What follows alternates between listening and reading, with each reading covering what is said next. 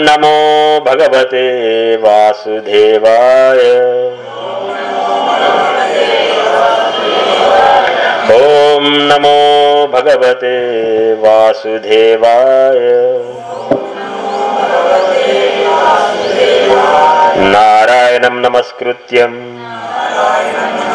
नरं चैव नरोत्तमं देवीं सरस्वतीं व्यासं ततो जयमुदीरये। नष्टप्रायेषु अभद्रेषु नित्यं भागवत सेवय। भागवती उत्तमा श्लोके भक्तिर्भवति नैष्टिकी। कृष्णाय वासुदेवाय देवकी नंदनाय च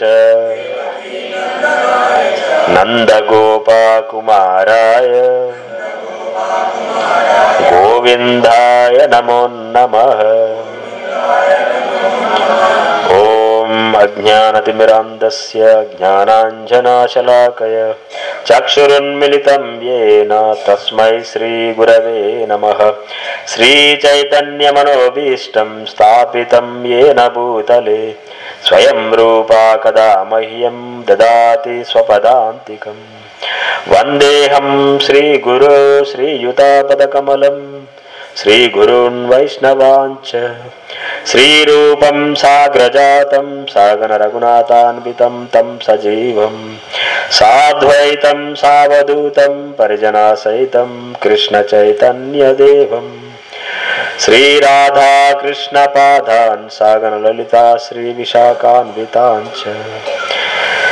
नमो ओं विष्णुपादाय कृष्णप्रेष्ठाय भूतले श्रीमते भक्तिवेदांत स्वामिनिधि नामिने। नमस्ते सारस्वती देवे गौरवाणी प्रचारिणे निर्विशेष शून्यवादे पाश्चात्य देशतारिणे। जय श्री कृष्ण चैतन्य प्रभु नित्यानंद श्री अद्वैता गदाधर श्रीवासादि गौर भक्त वृंद। हरे कृष्णा कृष्ण कृष्ण हरे हरे हरे राम राम राम हरे हरे। कृष्ण कृष्ण हरे हरे हरे राम राम राम हरे हरे। ఈ మహామంత్రము ఎవరు ప్రారంభించారు? సంకీర్తన హరే కృష్ణ ఉద్యమాన్ని శ్రీ చైతన్య మహాప్రభు. చైతన్య మహాప్రభు స్వయంగా శ్రీకృష్ణ భగవానుడే. కానీ ఈ కలియుగంలో భగవంతుడు ప్రత్యక్షంగా రాకుండా భక్తుల రూపంలో వచ్చారన్నమాట. ఎందుకు? ఈ కలియుగంలో ఉన్న జనులందరికీ మనందరికీ ఒక వ్యాధి ఉంది. ఆ వ్యాధి పేరేంటి? ఒక రోగం అన్నమాట. అది భవరోగం. అయితే ఆ వ్యాధి ఉన్నవాళ్ళు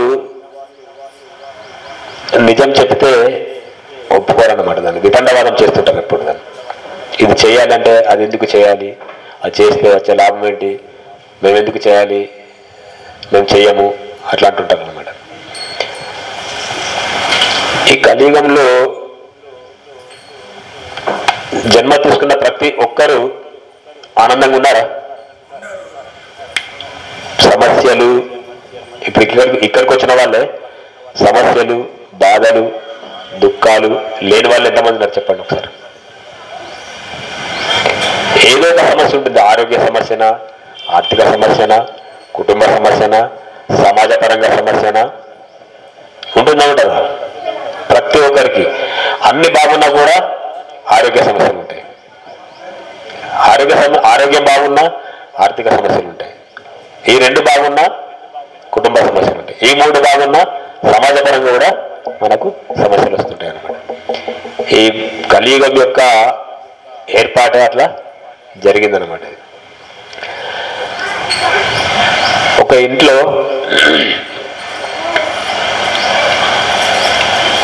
ఒక 2-3 సంతానం ఉంటారు ఒక యజమానికి. సంతానం ఉన్నప్పుడు వాళ్ళు తండ్రి మాటను కాదని ఇష్టం వచ్చినట్టుగా ప్రవర్తిస్తూ సమస్యలు కొని తెచ్చుకుంటే, దుఃఖాలను కొని తెచ్చుకుంటే తండ్రి ఊరుకుంటాడా? బాధపడుతుంటారు అన్నమాట. ఇప్పుడు అట్లాగే మనమంతా శ్రీకృష్ణ భగవానుడి యొక్క సంతానము, ఆయన యొక్క అంశ స్వరూపులం. మనం ఈ కలియుగంలో సమస్యల వలయంలో చిక్కుకొని దుఃఖాలు కష్టాలు అనుభవిస్తుంటే మనకంటే ఎక్కువ కూడా ఎవరు బాధపడతారు? ఇప్పుడు అవి అనుభవించే పిల్లవాళ్ళ కంటే ఆవేదన ఎక్కువ ఎవరికి ఉంటుంది? తండ్రికి ఉంటుంది. అట్లాగే మనము ఈ అనుభవించే బాధల్ని, కష్టాల్ని, దుఃఖాలను చూసి భగవంతుడు మనకంటే ఎక్కువగా కూడా బాధపడుతుంటాడు అన్నమాట. మరి వీళ్ళకి, ఈ కలియుగంలో ఉన్న జనాలకి ఏం చేయాలి? ఏం చేస్తే వీళ్ళకి ఆ దుఃఖాల నుంచి, ఆ బాధల నుంచి, ఆ కష్టాల నుంచి బయటకు వస్తారని చెప్పి ఆలోచించి మనము కొన్ని నామాల్ని స్వతహాగా ఉచ్చరించవచ్చు, కొన్ని మంత్రాల్ని మనము చేయలేం. మనం ఎందుకు? అవి ఉపనిషత్తుల్లో ఉంటాయన్నమాట. ఉపనిషత్తుల్లో ఉన్న ఆ మంత్రాల్ని జపించడానికి, పఠించడానికి జన్మతః బ్రాహ్మణ కుటుంబంలో జన్మించిన వారే ఉండాలి. తర్వాత వాళ్ళకి సంస్కారాలు జరగాలి, ఉపనయనాలు జరగాలి, వాళ్ళు వేదాలు అభ్యసించాలి. ఇవన్నీ సంస్కారాలు జరిగిన తర్వాత వాళ్ళు భగవంతుని తెలుసుకునే స్థాయికి వచ్చి బ్రహ్మజానాతి బ్రహ్మణ అంటే భగవంతుని తెలుసుకునే ఆ స్థాయికి వచ్చినప్పుడు మాత్రమే ఆ యొక్క నామాన్ని కానీ మంత్రాన్ని కానీ జపించడానికి వాళ్ళకి అవకాశం ఉంటుంది. మరి అట్లా అంటే ఈ కలియుగంలో ఉన్న జనాలకి ఎంతమందికి అవకాశం ఉంటుంది ఆ మంత్రాన్ని జపించడానికి, ఉచ్చరించడానికి? దాదాపు ఒక 10% ఉంటుండొచ్చు. మిగతా వాళ్ళంతా మరి ఏం చేయాలి? మనం దాన్ని దృష్టిలో పెట్టుకొని భగవంతుడు స్వయంగా శ్రీకృష్ణ భగవానుడు మన కోసం, మనం పడుతున్న బాధల్ని దూరం చేయడానికి భక్తుడి రూపంలో అవతరించి, ఇది హరే కృష్ణ కృష్ణ కృష్ణ హరే హరే, హరే రామ రామ రామ హరే హరే అనే ఈ మహామంత్రము కలి సంతరోపనిషత్తులో ఉందన్నమాట. ఏ ఉపనిషత్తు? కలి సంతరోపనిషత్తు. మరి దాన్ని జపించడానికి మనకు అవకాశమే లేదు. దాంట్లో నుంచి భగవంతుడు మన పైన అపారమైన కృపతోని ఆ ఉపనిషత్తులో ఉన్న మంత్రాన్ని బయటకు తీసుకొచ్చి దాన్ని నామంగా మార్చారనమాట. ఆ మంత్రాన్ని నామంగా మార్చారు. ఇది 2 విధాలుగా పనిచేస్తుంది. మంత్రంగా పనిచేస్తుంది, నామంగా పనిచేస్తుంది హరే కృష్ణ మహామంత్రం. మరి ఆ భగవంతుడు చైతన్య మహాప్రభు అట్లా ఎందుకు మార్చారు? ఎందుకు మార్చారు? ఏం అధికారం ఉంది చైతన్య మహాప్రభు అన్నట్టు? శ్రీకృష్ణ భగవానుడు ఈ సృష్టికి సృష్టికర్త. ఉదాహరణకి నాకు ఒక పెద్ద కంపెనీ ఉందనుకోండి. కంపెనీకి కొన్ని నియమ నిబంధనలు ఆ యజమాని పెట్టుకుంటారనమాట. ఎందుకంటే ఎవరైనా ఆ నియమ నిబంధనల్ని ఉల్లంఘించడానికి, అతిక్రమించడానికి అవకాశం లేదు. వాటిని మార్చడానికి కూడా వాళ్ళకి అధికారం లేదు, అవకాశం కూడా ఇవ్వరన్నమాట. అది ఎవరికి అవకాశం ఉంటుంది, అధికారం ఉంటుంది? ఆ నియమాల్ని, నిబంధనల్ని మార్చడానికి కేవలము ఒక యజమానికి మాత్రమే అవకాశం ఉంటుందన్నమాట. ఇంకా మేనేజరు లేకపోతే ఆయన కింది స్థాయి సిబ్బంది అది మార్చడానికి అవకాశం ఎట్టి పరిస్థితుల్లో కూడా వాళ్ళకి అధికారం లేదు, అవకాశం కూడా లేదనమాట. అట్లా ఒక చిన్న కంపెనీకి ఒక యజమానికి అన్ని అధికారాలు, హక్కులు పెట్టుకున్నప్పుడు స్వయం స్వయంగా సృష్టికర్త దేవాది అయినటువంటి శ్రీకృష్ణ భగవానుడికి ఈ సృష్టిలో దేన్నైనా మార్చే అధికారం ఉంది ఆయనకి. ప్రతి ఒక్క విషయంలో ఆయనకు సంపూర్ణ అధికారం ఉంది. ఎందుకంటే ఈ సృష్టిని సృష్టించిందే ఆయన కాబట్టి. అందుకే దీన్ని దాంట్లో నుంచి తీసుకొచ్చి నామంగా మార్చారనమాట. అప్పుడు మనందరము సులువుగా దాన్ని జపించడానికి అవకాశం కల్పించారు అన్నమాట. మరి ఈ నామాన్ని జపిస్తే మనకు వచ్చే లాభం ఏంటి చెప్పండి. మనము మొన్న కూడా చర్చించుకున్నాం. 84 లక్షల జన్మల్లో జన్మ మృత్యు జరా వ్యాధి చక్రంలో తిరుగుతూ అదృష్టవశాత్తు మానవ జన్మకు వచ్చాం మనం. ఈ మానవ జన్మలో మనం చేయకూడని పనులు, చేయాల్సిన పనులు చాలా ఉంటాయన్నమాట.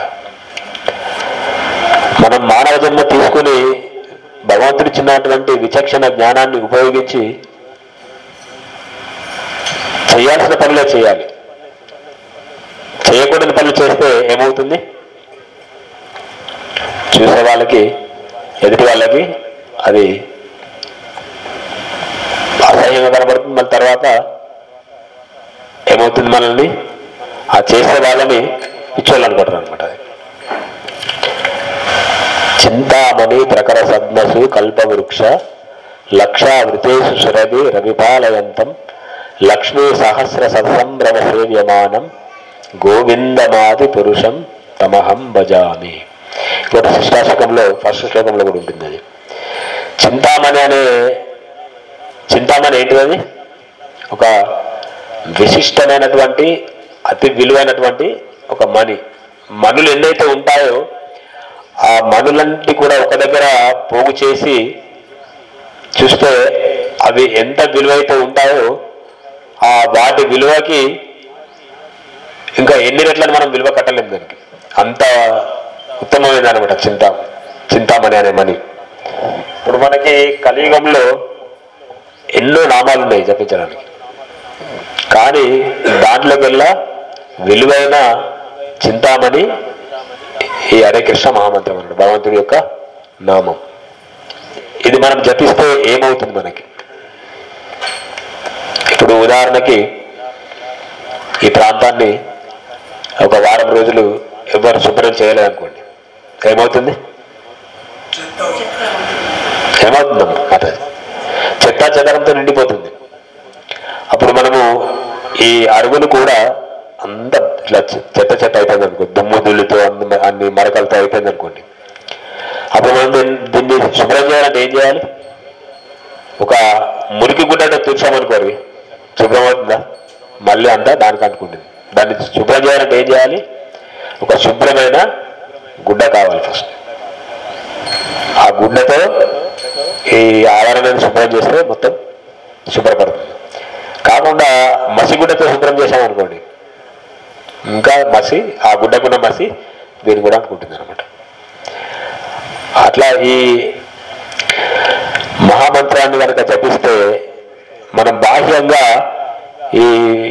ఈ నేలను ఎలా అయితే శుభ్రపరుస్తుంటామో మన హృదయం కూడా 84 లక్షల జన్మలలో మనము ఏమేం కార్యాలు చేసామో ఎవరికైనా జ్ఞాపకం ఉందా? 84 లక్షల జన్మలు ఎందుకు? గత జన్మ కాదు, ఒక వారం రోజుల కింద మనం ఏం తిన్నాము కూడా మనకు జ్ఞాపకం ఉండదు.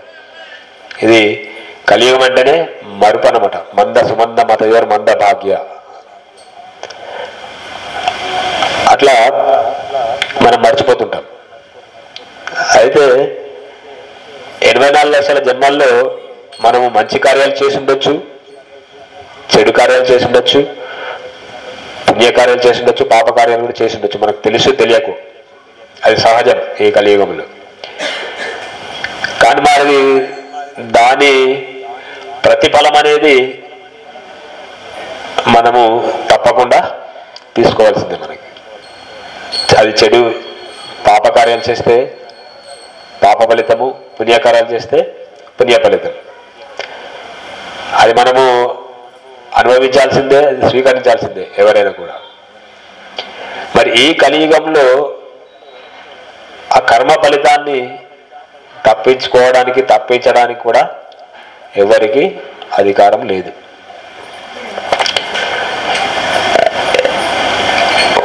ఒకే ఒక్కరు తప్పించగలరు దాన్ని. మనం ఈ హరే కృష్ణ మహామంత్రాన్ని జపిస్తుంటే ఈ మన నోటి నుంచి వచ్చిన ఈ మంత్రం యొక్క శబ్ద తరంగాలు ఎక్కడికి వెళ్తాయి? చెవుల్లోకి వెళ్ళి తర్వాత మన హృదయంలోకి వెళ్తాయి అన్నమాట. ఈ 84 లక్షల జన్మలలో మనం చేసిన పనుల ఫలితం అంతా మన హృదయంలోకి వెళ్తుంది. అది వెళ్ళి ఏం చేస్తుంది? అక్కడ మన హృదయంలో తిష్ట వేసి కూర్చుంటాయి అన్నమాట. అన్ని దోషాలు, లోపాలు, కల్మషాలు అన్ని ఇట్లా పర్వతాల్లాగా పేరుకుపోయినాయి లోపల. వాటన్నిటి నుంచి తొలగించాలంటే ఇప్పుడు ఇక్కడ ఒక పెద్ద రాయి ఉంది. ఆ రాయిని చిన్న ఆటోతో తొలగించగలం మనం? తొలగించలేం. దాన్ని తొలగించాలంటే ఏం కావాలి? జేసీబీ కావాలి, ప్రొక్లేట్ కావాలి, పేదది.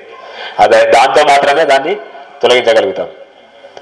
ఇప్పుడు మనము ఈ కలియుగంలో మన హృదయంలో ఉన్నటువంటి దోషాలని, కల్మషాలని, లోపాలని తొలగించాలంటే ఇంకా మనము పుణ్యకార్యాలు చేస్తే పుణ్యం వలన మనకు అవి తొలగిపోవు. తాత్కాలికంగా కొంచెం బ్రేక్ పడుతుంది అనమాట అది. కానీ పూర్తిగా తొలగించాలంటే భగవంతుడు మనకు ప్రసాదించినటువంటి ఈ హరే కృష్ణ మహామంత్రాన్ని మనము ఎప్పుడైతే శ్రద్ధగా జపిస్తామో అప్పుడు మాత్రమే మెల్లిమెల్లిగా మన హృదయం నుంచి ఈ కల్మషాలు, దోషాలు, లోపాలను వెళ్ళిపోయి మన హృదయము పరివర్తన చెందుతూ శుభ్రపడుతుంది అనమాట. మరి ఇప్పుడు భగవంతుడు చూడాలనే కోరిక అందరికీ ఉంటుంది. భగవంతుడు ఎక్కడున్నాడు చెప్పండి? ఎక్కడున్నారు చెప్పండి? భగవంతుడు అంతటా ఉన్నారు. భగవంతుడు మనం పోయిన వారం కూడా చర్చించుకున్నాం. మన హృదయంలోనే పరమాత్మ రూపంలో కొలువై ఉన్నాడు భగవంతుడు. మరి ఆయన్ని మన హృదయం ఎక్కడ ఉన్న భగవంతుడు కాకుండా మన హృదయంలో ఉన్న భగవంతుడు మనం ఎందుకు చూడలేకపోతున్నాం? చూడాలి కదా ప్రతిరోజు. మన ఇక్కడ విగ్రహాలు విగ్రహ రూపంలో భగవంతుడు మనకు దర్శనం ఇస్తున్నాడు. ప్రతిరోజు వచ్చి మనం దర్శించుకుంటున్నాం. కానీ మన హృదయంలో ఉన్న భగవంతుడిని మనం ఎందుకు దర్శించుకోలేకపోతున్నాం చెప్పండి? ఇప్పుడు భగవంతుడికి ఆయన సమయం అయిన తర్వాత పరదా వేస్తారు. పరదా వేసినప్పుడు మనం భగవంతుడిని దర్శించుకోగలుగుతామా? భగవంతుడి దర్శనం కావాలంటే ఏం కావాలి? ముందు ఆ పరదాను, తెరను తొలగించాలి. ఫస్ట్ తొలగిస్తే భగవంతుడు మనకి దర్శనం ఇస్తాడు. అట్లాగే మన హృదయం పైన మనము వీటన్నిటితోని దోషాలు, కల్మషాలు, లోపాలతోని పెద్ద బండలాంటి పొరను అడ్డు పెట్టామన్నమాట భగవంతుడు. ఇంకా ఆయన దర్శనం ఇస్తారా మనకి? ఇవ్వరు. అందుకే ఆయన దర్శనం మనకు దొరకాలంటే ముందుగా మన హృదయానికి, పరమాత్మకి అడ్డుగా ఉన్న మన హృదయానికి మనకు ఉన్న ఆ అడ్డు పొరని, తెరని తొలగించాలి.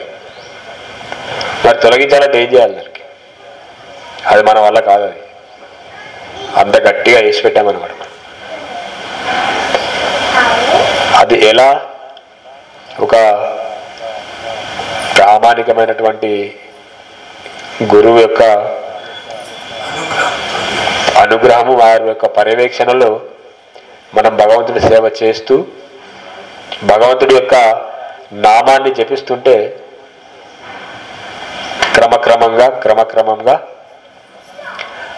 ఆ మాలిన్యం అంతా తొలగిపోయి ఆ తెరలు ఒక్కోసారి ఆ తొలగించే క్రమంలో గురువు కానీ ఎవరైనా కానీ వారు చెప్పే మాటలు మనకు ఒక్కోసారి కఠినంగా కూడా అనిపిస్తాయి. ఎందుకంటే అది ఒక చిన్న రాయి ఉందనుకోండి, దాన్ని చిన్న సుత్తితో కొడితే తగులుతుంది. అది అదే పెద్ద రాయి ఉందనుకోండి, అదే చిన్న సుత్తో ఇట్లా ఇట్లా కొడితే పగులుతుంది. అది దానికి ఏం వాడాలి? పెద్ద గన్ను వాడాలి. ఇప్పుడు వాళ్ళు పెద్ద పెద్ద రాళ్ళు కొడతారు చూడండి, దాంతో కొడితేనే అది పగులుతుంది. గురువుకు తెలుస్తుందన్నమాట మన లోపల ఎన్ని లోపాలున్నాయి, ఎన్ని దోషాలున్నాయి, ఎన్ని కల్మషాలున్నాయి, ఎంత అహంకారం కూడా. ఆ అహంకారాన్ని, ఈ దోషాలన్నీ తొలగించాలంటే ఒక్కోసారి శుతిమెత్తగా కొట్టొచ్చు, తొలగిపోకపోతే ఇంకా దెబ్బలు గట్టిగానే వేయచ్చు. గురువు అది భగవంతుడి ద్వారా, గురువు ద్వారా మనకి రావచ్చు అనమాట. అప్పుడు దాన్ని ఆ రాయి పగలాలంటే ఏం చేయాలి? మరి రాయి దెబ్బలు తినాలి. నేను దెబ్బలు తినను, నేను పగలను అంటే అది కుదరదు అనమాట. ఉన్న అహంకారము, లోపాలు ఇవన్నీ తొలగితే కానీ మనం భగవంతుడి వైపు అడుగులు వేయలేం. ఇప్పుడు మనం అనుకుంటున్నాం అందరం, మేము జపం చేస్తున్నాం, మేము భగవంతుని సేవ చేస్తున్నాం, అది మనకు లాభదాయకమే, భగవంతుడు కూడా సంతోషం కలిగిస్తుంది. అది ముందుకు వెళ్తూ వెళ్తూ వెళ్తూ వెళ్తూ ఎప్పుడో ఒకసారి మనం భగవంతుడిని సాక్షాత్కరించుకోవచ్చు. ముందుగా మనం ఒక అపోహ నుంచి బయటపడాలన్నమాట. ఏంటది? మనము ఏ భావంలో ఉన్నాం? మనం ఈ శరీర భావంలో ఉన్నాం అనమాట. నేనంటే ఎవరంటే ఇట్లా చూపిస్తాం. నేను అంటే ఈ శరీరము, నేను అంటే ఈ మనసు, బుద్ధి, ఇంద్రియాలు, ఇవే చూపిస్తుంటాం మనం. కానీ ఎవరైనా నువ్వెవరనంటే ఇక్కడ చెవిటి చూపిస్తాం, నేను అని.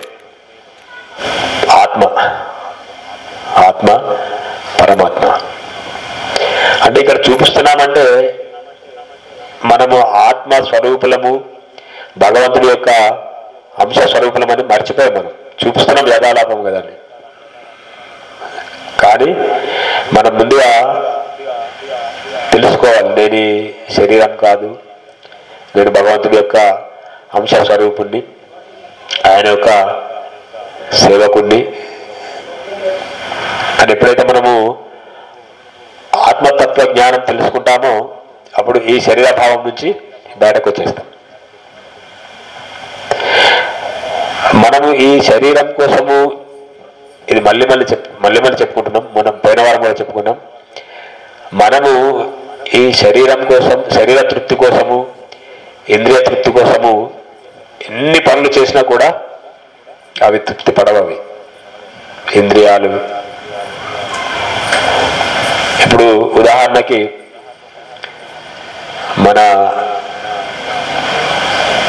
నోటికి మంచి రుచికరమైన ఆహారం ఇచ్చారు అనుకోండి, అది ఇంకేమవుతుంది? తృప్తి పడవన్నమాట. ఇంకా కావాలి, ఇంకా కావాలి, ఇంకా కావాలి. అదే భగవంతుడికి అర్పించినట్టు ప్రసాదం ఇచ్చామనుకోండి, తృప్తి. ఇంద్రియాలకు కూడా మనము ఇంద్రియాలను కూడా భౌతికంగా వాడకుండా వాటిని ఎప్పుడైతే మనము భగవంతుడి సేవయుక్తంగా వినియోగిస్తామో అప్పుడు అవన్నీ కూడా పూర్తిగా తృప్తి చెందుతాయి. మరి మనకున్న ఇంద్రియాలని భగవంతుడి సేవలో ఎలా వాడాలి? ఇప్పుడు ఉదాహరణకి మన కళ్ళున్నాయి, మనము బయటకు వెళ్తుంటే చూడకూడదు ఎన్నో చూస్తుంటాం. సినిమాలకు వెళ్తుంటాం, అంటే మనం వెళ్ళకపోవచ్చు, బయట జనరల్గా సినిమాలకు వెళ్తుంటారు, ఇంకా ఏమేమో చూస్తుంటారు అన్ని. కానీ ఈ కళ్ళని అటువైపు కాకుండా భగవంతుడి దివ్య మంగళ స్వరూపాన్ని దర్శించుకోవడానికి కనుక వాడితే అప్పుడు వాటికి పూర్తి ఆనందం అనేది కలుగుతుంది. అవి తృప్తి పడతాయి అన్నమాట, సంతృప్తి పడతాయి. మరి మన నాలుకనే విధంగా తృప్తిపరచాలి. దానికి ఇష్టమైన ఆహారం కాకుండా భగవంతుడికి సమర్పించినటువంటి మహాప్రసాదాన్ని కనుక మనము నాలుకకి ఇస్తే, నోటికి అందిస్తే ఏమవుతుంది? అది పూర్తిగా సంతృప్తి పడుతుంది అనమాట. ఇప్పుడు మన కాళ్ళు ఉన్నాయి, ఎటో లాక్కెళ్తుంటాయి మనల్ని. అక్కడ జరుగుతుంది, ఇక్కడ జరుగుతుంది, అటు వెళ్దాం ఇటు వెళ్దాం అని తీసుకెళ్తుంటాయి. అలా వాటిని వదిలేయకుండా భగవంతుడి ఆలయం వైపు లాక్కొచ్చామనుకోండి, సత్సంగం వైపు లాక్కొచ్చామనుకోండి, అది వాటికి మనం కల్పించే లాభం. దాని ద్వారా అవి పూర్తిగా సంతృప్తిని చెందుతాయన్నమాట. ఇట్లా ప్రతి ఒక్క ఇంద్రియాన్ని భౌతిక కార్యాల కోసం వాడకుండా మనం భగవంతుడి యొక్క కార్యాలకి వాడితే వాటికి ఆనందం, తద్వారా మనకి ఆనందం, తద్వారా మన లోపల ఉన్నటువంటి ఆత్మ, ఆ పరమాత్మ పూర్తిగా సంతృప్తి చెందుతారనమాట. అలా కార్యాలను చేస్తుంటే చేస్తుంటే మన హృదయంలో ఉన్నటువంటి ఆ లోపాలన్నీ కూడా వెళ్ళిపోయి మన హృదయం మొత్తం శుభ్రపడుతుంది. చైతన్య మహాప్రభు ఏం చెప్తున్నారంటే, అనంతకాలం నుండి ప్రోగుపడిన ధూళిని తొలగించి హృదయంను శుభ్రపరచినదియు మరియు జన్మ మృత్యు భరితమైన భౌతిక జీవన అగ్నిని శమింపజేయునది అగు శ్రీకృష్ణ సంకీర్తనమునకు జయము. చంద్రుని చల్లని కిరణములను ప్రసరింపజేసేటి కారణమున ఈ శ్రీకృష్ణ సంకీర్తనము సర్వ మానవాళికి అతి ముఖ్యమగు వరప్రసాదము. ఆధ్యాత్మిక జీవనమునకు, ఆధ్యాత్మిక జ్ఞానమునకు జీవం ఈ సంకీర్తనమే. ఆధ్యాత్మిక ఆనంద సాగరమును వృద్ధి చేయు ఈ శ్రీకృష్ణ నామ సంకీర్తనము సర్వదా పూర్ణ అమృత స్వాదనమును కలగజేయును. అంటే దానికి ఇంకా అర్థం లేదన్నమాట. దానికి అనాది అంటే ఫలానా ఈ సమయం నుంచి, ఈ సమయం నుంచి, సంవత్సరం నుంచి, 10 సంవత్సరాల నుంచి, 20 సంవత్సరాల నుంచి కాదు. అనాది అంటేనే దానికి ఇంకా ఆది అంతం లేనటువంటిది అన్నమాట. అనాది కాలం నుండి అంటారు చైతన్య మహాప్రభు. ఎన్నో జన్మలు, ఎన్నో జన్మలు, ఎన్నో జన్మలు. దానికి ఇంకా జన్మలు కూడా లేదు, దానికి లెక్కే లేదు. ఇంకా అది ఆ లెక్కలేనటువంటి కాలం నుండి మన హృదయంలో ప్రోగుపడిన ధూళిని అది తొలగించి శుభ్రపరిచి మనకేమిస్తుంది? అది జన్మ మృత్యు జర వ్యాధి దుఃఖాలు. జన్మ మృత్యు జరా వ్యాధి దుఃఖ దోషాను దర్శనం. మనం ఏమనుకుంటాం? మనకు అసలు సమస్యలు డబ్బు లేకపోవడం, పేరు ప్రఖ్యాతులు లేకపోవడం, తర్వాత ఇవన్నీ అనుకుంటాం. కానీ మానవునికి అసలైన సమస్యలు జన్మ మృత్యు జర వ్యాధి. మనం భౌతికంగా ఆ సమస్యల నుంచి బయటపడడానికి ప్రయత్నాలు చేస్తుంటాం, తీవ్రమైన ప్రయత్నాలు చేస్తుంటాం. కానీ అసలైన సమస్యల్ని పక్కన పెట్టేసి తాత్కాలికమైన సమస్యల నుంచి బయటపడడానికి మనము వివిధ ప్రయత్నాలు చేస్తుంటాం అన్నమాట. కానీ మనము ఈ అసలైన సమస్యలు ఎదుర్కోవాలి. ఇప్పుడు ఎవరైనా ఈ కలియుగంలో జన్మ నుంచి తప్పించుకోగలుగుతారా? తల్లి గర్భంలో ఉన్నప్పుడు అక్కడ ఒక తిత్తి రూపంలో దాంట్లో మలమూత్రాదులు, చీము, నెత్తురు, క్రిమి కీటకాలతో కూడి ఉంటుంది అన్నమాట. అది అక్కడ మనం ఉన్నప్పుడు దాన్ని భరించలేకపోతాం మనం. అప్పుడు భగవంతుని వేడుకుంటాం మనం, ఏ భగవాన్,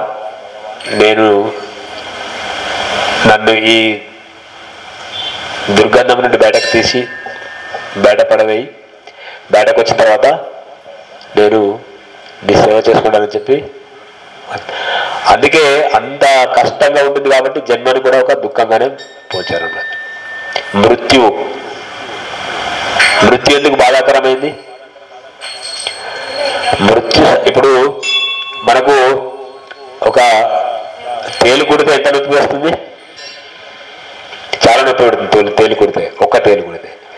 అట్లాంటిది 10,000 తేళ్ళు, 10 లక్షల కౌంట్ అది. ఒకేసారి అన్ని తేళ్లు కుడితే భరించగలుగుతాం మనం? మన మృత్యు సమయం కూడా అంత భయంకరంగా ఉంటుంది అన్నమాట. అందుకే దాన్ని కూడా ఒక దుఃఖంతో పోల్చారు. జర అంటే ఏంటి? ముసలితనం, వార్ధాక్యం. మనం ఎప్పుడు ఇట్లాగే ఉంటామా? నేను ఇంకొక 20 సంవత్సరాలు అంటే గ్యారంటీ లేదు, 20 సంవత్సరాల తర్వాత కూడా ఇలాగే ఉంటానా? శరీరంలో క్రమక్రమేణా మార్పులని సంభవిస్తుంటాయి అన్నమాట. దేహినోస్మిన్ యథా దేహే కౌమారం యవ్వనం జర తథా దేహాంతర ప్రాప్తిర్ ధీరస్తత్ర నముహ్యతి. ఈ దేహము బాల్యం నుండి కౌమారము, కౌమారం నుండి యవ్వనము, యవ్వనం నుంచి వార్ధక్యం, ముసలితనానికి మార్పు చెందుతుంది తప్పకుండా. అయితే మనం ఎప్పుడైతే భౌతికంగా ఆలోచిస్తామో ఈ మార్పుల పట్ల మనము కలవరం పడతామన్నమాట. అయ్యో నా శరీరము అందమైపోతుంది, నా శరీరంకి వార్ధక్యం వచ్చేస్తుంది, నేను ఎంత బాగా చూసుకున్నాను అనే ఆలోచనలోకి వెళ్ళిపోతాం. కానీ ఆత్మభావంలో ఉండే మనకి మార్పులు అనేటివి మన పైన ప్రభావాన్ని చూపాలన్నమాట. ఈ శరీరమే నశించిపోతుంది కానీ ఆత్మ శాశ్వతమైంది, అది ఎల్లప్పుడూ నిలిచి ఉండదు అనమాట. దానికి మరణము లేదు, నాశనము లేదు దానికి. అట్లా ఇది ఈ జన్మ మృత్యు జరా వ్యాధి వీటి నుంచి మనం బయటపడడానికి ప్రయత్నం చేయాలి. మరి ఆ ప్రయత్నం ఏమై ఉండాలి? భగవంతుడు చెప్తున్నాడు మనకి ఇక్కడ, ఎప్పుడైతే నా నామాన్ని మీరు శ్రద్ధగా జపిస్తారో ఈ జన్మ మృత్యు జరావ్యాధి చక్రంలో పడకుండా వాటి నుంచి బయటపడతారన్నమాట.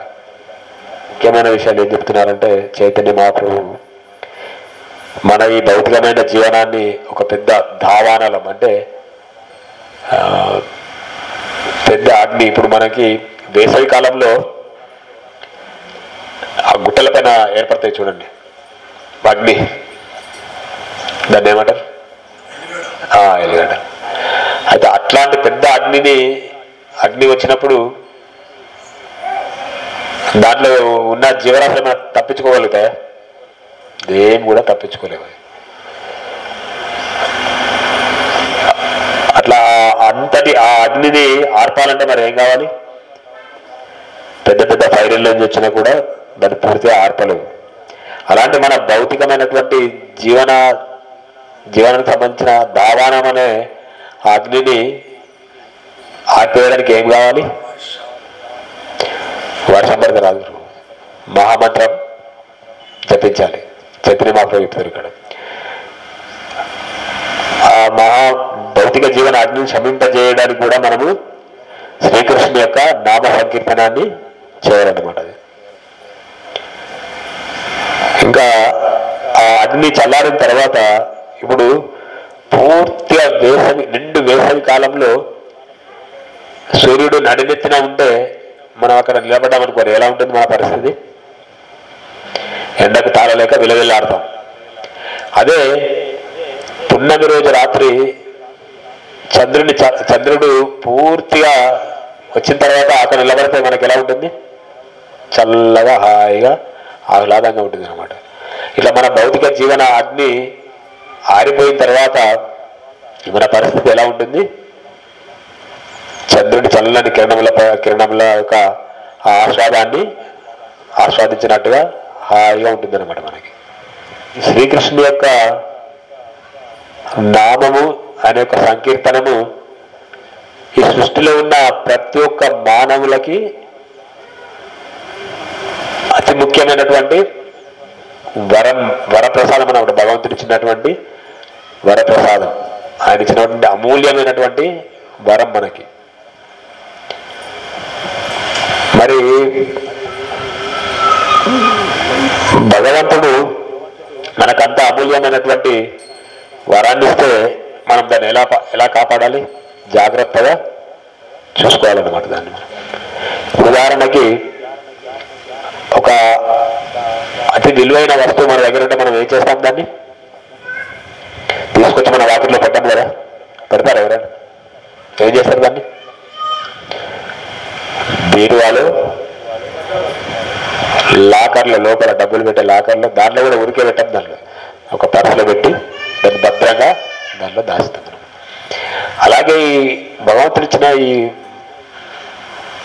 నామాన్ని మనము అంత జాగ్రత్తగా వాడుకోవాలి. దాన్ని అది అన్నిటికంటే విలువైంది. చింతామణి, నామ చింతామణి కృష్ణ చైతన్య రస విగ్రహ, మణి కృష్ణ చైతన్య రస విగ్రహ పూర్ణశుద్ధ నిత్యముక్తో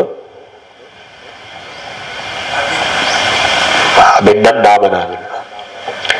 అట్లా మనం ఆ భావంతో కనుక భగవంతుని యొక్క నామాన్ని జపించగలిగితే ఇక భగవంతుడు ఇచ్చినటువంటి మనకి ఒసగినటువంటి ఆ అద్వితీయమైనటువంటి వరాన్ని మనం కాపాడుకున్న వాళ్ళం అవుతాం.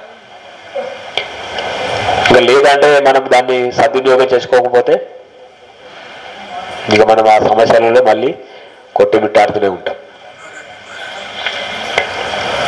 ఇప్పుడు మనకి ఉదాహరణకి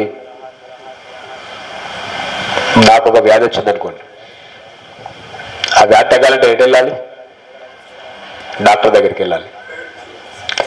డాక్టర్ దగ్గరికి వెళ్ళిన తర్వాత ఆయన పరీక్షిస్తారు ఈయనకి ఏం వ్యాధి వచ్చింది అని. మనం పోగానే ఇష్టం వచ్చినట్టుగా మందులు రాసిచ్చాడనుకోండి, ఆయన ప్రామాణికమైన డాక్టర్ కాడని మనకు తెలిసిపోతుంది. అట్లా కాకుండా పరీక్షలు చేసి మనకు వచ్చిన వ్యాధి నిర్ధారణ అయిన తర్వాత దానికి అది తగ్గించడానికి కావలసిన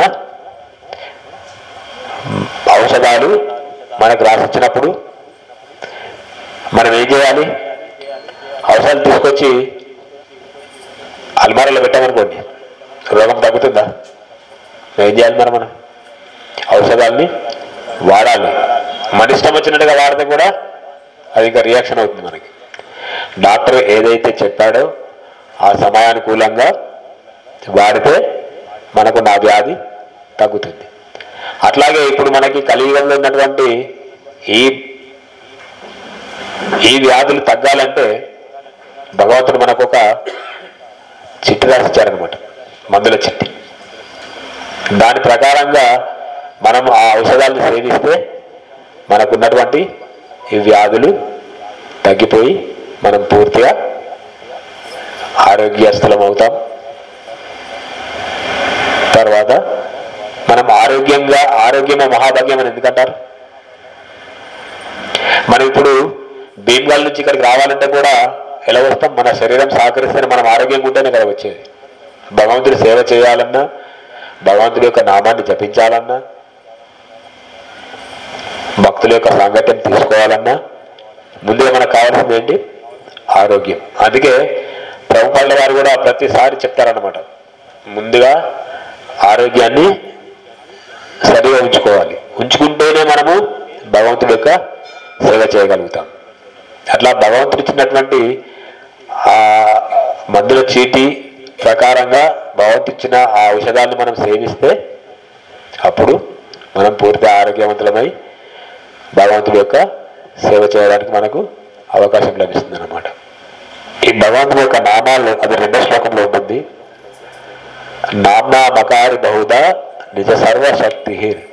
అంటే భగవంతుని నామంలో భగవంతుని లోపల ఎంతైతే శక్తి ఉందో ఆ శక్తులన్నింటినీ తీసుకొచ్చి భగవంతుని యొక్క ఈ నామంలో పెట్టారనమాట. కలికాలే నామరూపే కృష్ణ అవతార్.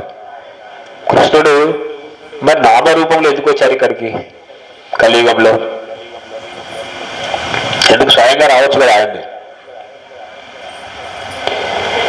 ఇప్పుడు మనం అందరం ఇక్కడ ఉన్నాం. ఒక వ్యక్తి వచ్చి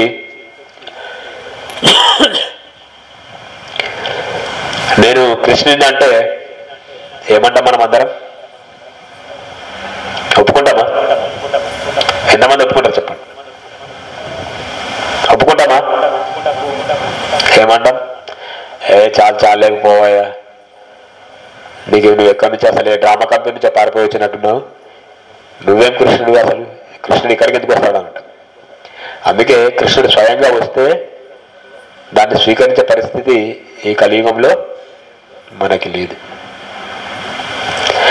ఇప్పుడు అట్లా మనం కనుక భగవంతుడు స్వయంగా వస్తే ఆయన్ని అపహాస్యం చేస్తే ఇంకా ఏమవుతుంది?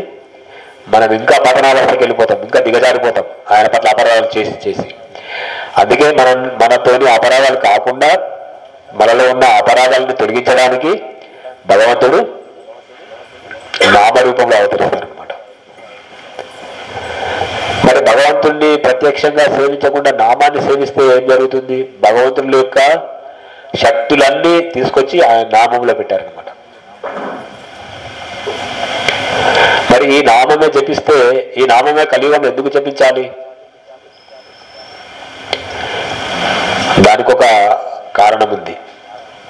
కృతేయధ్యాయతో విష్ణు త్రేతాయాం యదతోమకై ద్వాపరే పరిచర్యాయాం కలౌ తదహరి కీర్తనాత్.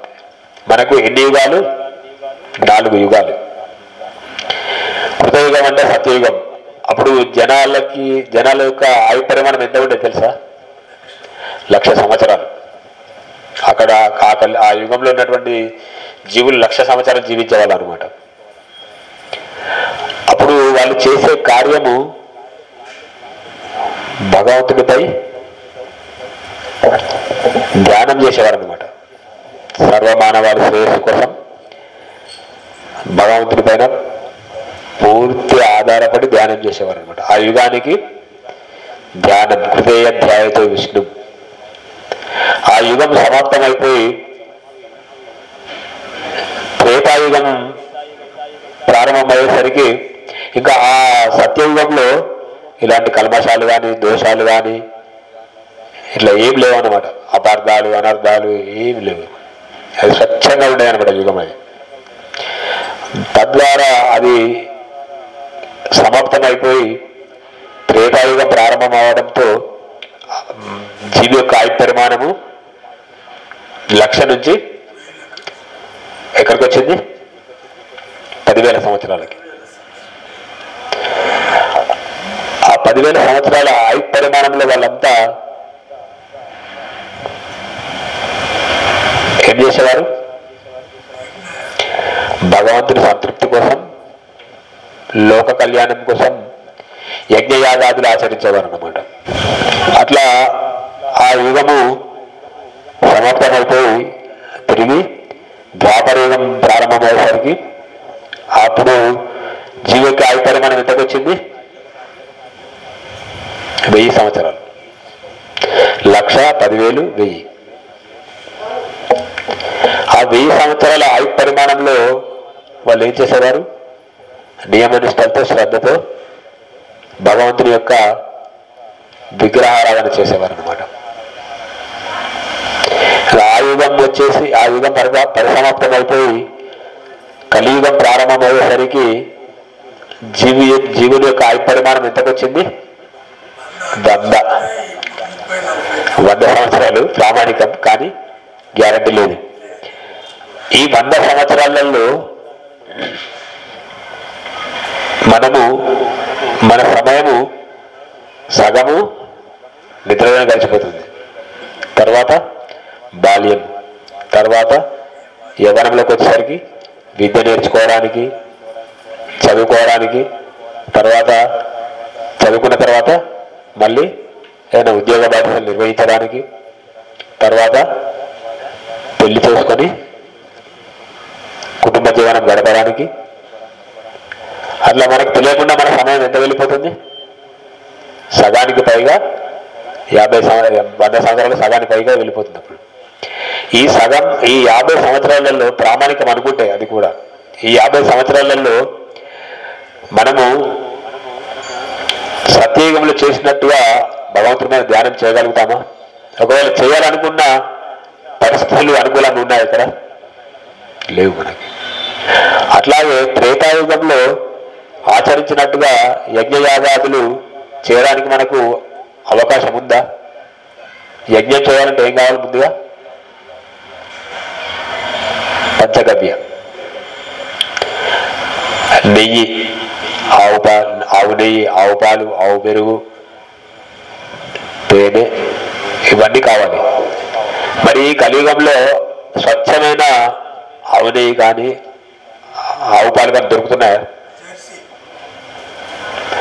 అలా స్వచ్ఛమైన వాటితో చేయకపోతే ఏమవుతుందంటే, ఎవరైతే ఆ యజ్ఞాన్ని చేస్తారో, ఎవరైతే ఆ యజ్ఞాన్ని చేపించుకుంటారో వాళ్ళకి ఇద్దరికి ఆ ఫలితం దక్కకపోగా ప్రతిఫలం దక్కుతుంది అనమాట.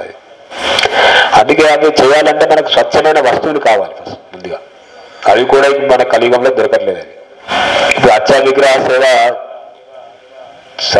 విగ్రహ సేవ చేయాలంటే అది ఆచరించిన తర్వాత ఇప్పుడు ఇక్కడ భగవంతుని యొక్క కార్యక్రమం ఉత్సవం జరుగుతుంది రండి అంటే ఎంతమంది వస్తారు? రాలేరు. ఎందుకు? పరిస్థితులు అట్లా ఉన్నాయన్నమాట, రానివ్వకుండా. అందుకే ఏది కూడా మనం పూర్తిగా ఆచరించే పరిస్థితి ఈ కలియుగంలో మనకి సాధ్యపడదు, అది సాధ్యం కాదు కూడా. అందుకే భగవంతుడు మనకి వీళ్ళకి ఇంత కష్టమైన పనులు చెప్తే వీళ్ళు చెయ్యరు, ఆచరించేదానికి యోగ్యత కూడా మనకి అంత యోగ్యత విధానం కూడా కాదని చెప్పి భగవంతుడు సులభమైన విధానాన్ని మనకిచ్చారనమాట. ఏంటది? హరే కృష్ణ మహామంత్రం. దాన్ని జపించడం అంత కష్టమా? ఇప్పుడు మనం అందరం ఒక వలయాన్ని 108 పూసల పైన భగవంతుని యొక్క నామాన్ని జపించాం. అది కష్టంగా అనిపించింది ఎవరికైనా? అందుకే మనం ప్రతి నిత్యము ఉదయకాలంలో బ్రహ్మముహూర్తం అంటాం.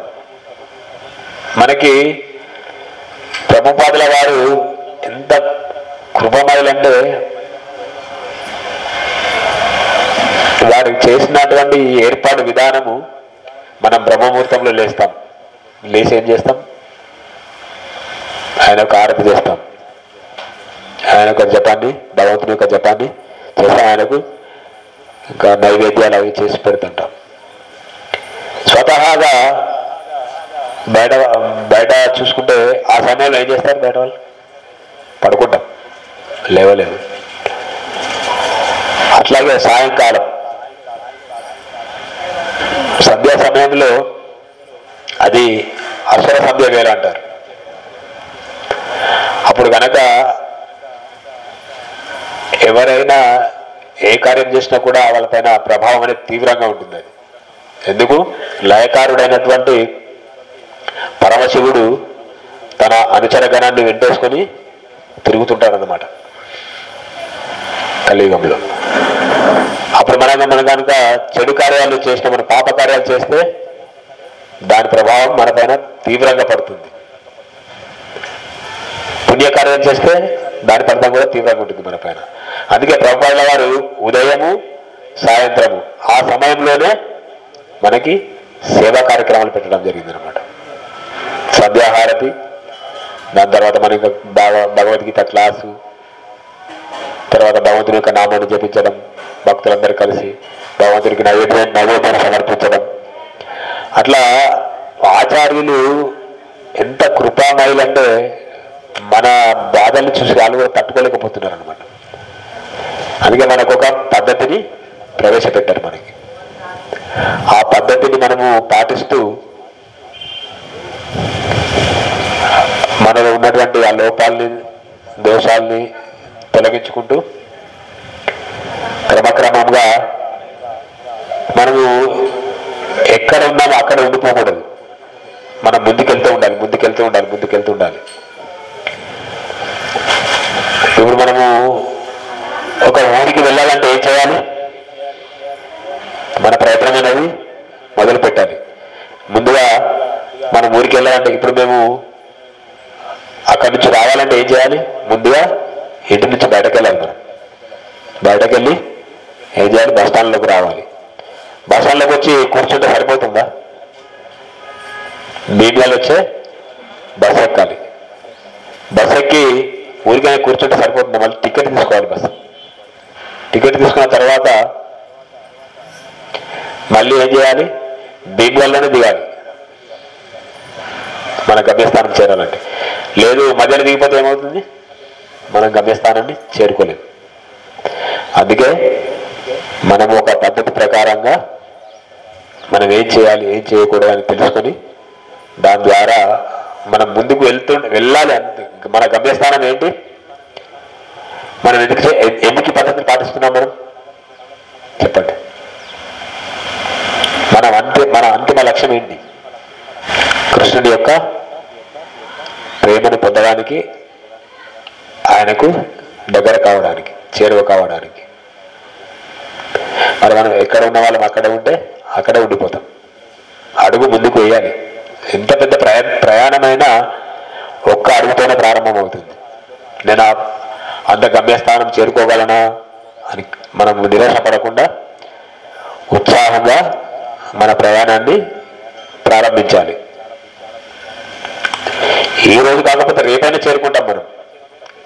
కాకపోతే బస్సులో వెళ్తే కొంచెం తొందరగా చేరుకుంటాం, ట్రైన్లో వెళ్తే ఇంకా తొందరగా చేరుకుంటాం, ఫ్లైట్లో వెళ్తే ఇంకా తొందరగా చేరుకుంటాం, నడుచుకుంటూ వెళ్తే ఎక్కువ సమయం పడుతుంది. కానీ గమ్యస్థానం అనేది చేరుకోవడం మాత్రం అది ఖచ్చితంగా జరుగుతుంది. అది మన ప్రయత్నం మొదలు పెట్టాలి, ఫస్ట్ ప్రారంభించాలి, మనం ప్రయాణాన్ని ప్రారంభించాలి. అందుకే ఇప్పుడు మనం మన ప్రయాణాన్ని ప్రారంభించాం. మెల్లిమెల్లిగా ముందుకు వెళ్తూ ఉండాలి.